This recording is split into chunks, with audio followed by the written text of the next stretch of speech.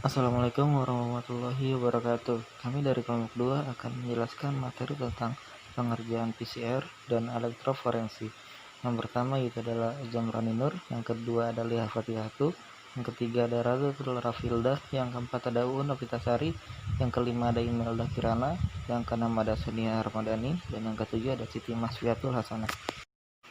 Elektroforesis yaitu teknik yang digunakan untuk memisahkan dan memurnikan suatu makromolekul, khususnya protein dan asam nukleat berdasarkan perbedaan ukuran.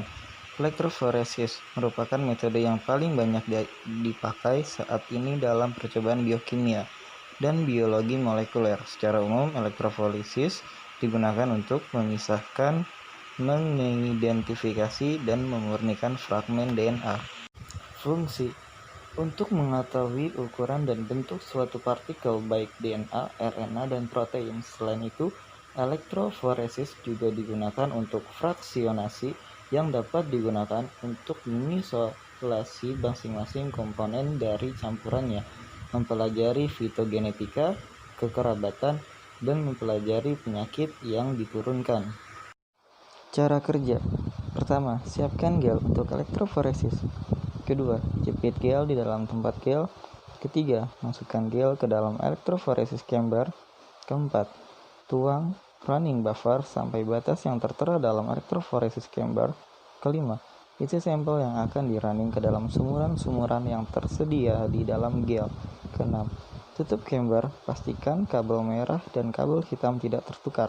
Ketujuh, sambungkan ke power supply dan set tegangan volt, kuat arus, ampere, dan waktu menit, kemudian mulai running. Kedelapan, setelah selesai, lepas gel dari kaca dan diperlakukan sesuai dengan kebutuhan. Selanjutnya ada perawatan elektroforensis. Perawatan elektroforensis ada dua. Yang pertama, setiap selesai pemakaian alat langsung disiram dengan air keran dan dicuci. Yang kedua, disimpan alatnya dan ditempatkan dalam keadaan yang kering.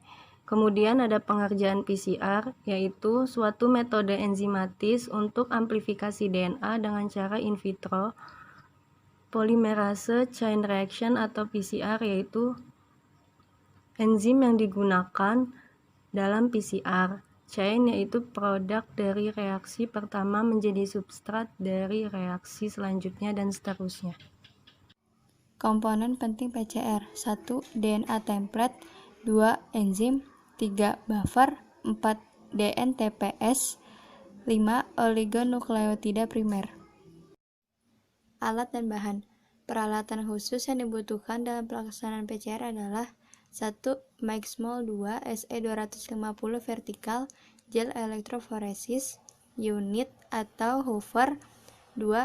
Perkin-Elmer atau Cetus thermal sealer. 3. Steril thin wall 0,5 mili. 4. Thermosealer microfuse. Lanjutan, reagen khusus yang dibutuhkan dalam pelaksanaan proses PCR secara in vitro antara lain: yang pertama, pasangan primer oligonukleotida sintetik; yang kedua, buffer PCR 5 kali; yang ketiga, campuran dari 4 di INTP; yang keempat, tag DNA polimerase; yang kelima, minyak mineral ringan; yang keenam, akrilamida; yang ketujuh, methylene bisacchariclamide; yang kedelapan, amonium persulfat; yang kesembilan, thymide. Tahapan dalam PCR: yang pertama, denaturasi DNA; yang kedua, aniline; yang ketiga, pemanjangan primer. Selanjutnya ada jenis-jenis PCR. Yang pertama, restriction fragment length polymorphism atau RFLP. Yang kedua, inverse PCR. Yang ketiga, nested PCR. Yang keempat, quantitative PCR. Yang kelima, reverse transcriptase atau RT-PCR. Yang keenam, random amplified polymorphic DNA. Selanjutnya, manfaat dari PCR yaitu amplifikasi urutan nukleotida, menentukan kondisi urutan nukleotida suatu DNA yang mengalami mutasi. Bidang kedokteran forensik melacak asal-usul seseorang dengan membandingkan fingerprint, isolasi gen, identifikasi forensik, DNA sequencing, dan diagnosa penyakit. Berdasarkan materi yang telah disampaikan, dapat disimpulkan bahwa PCR merupakan suatu metode enzimatis untuk amplifikasi DNA dengan cara in vitro. Komponen utama PCR yaitu DNA template, oligonukleotida primer, enzim tag DNA polimerase, DNA DNTP, dan larutan buffer.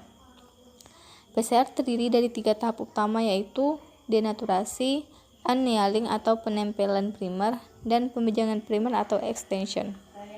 PCR yang sudah didiagnosakan secara luas yaitu isolasi gen, DNA sequencing, identifikasi forensik, dan diagnosa penyakit. Sekian dari kami, kurang lebihnya mohon maaf. Assalamualaikum warahmatullahi wabarakatuh.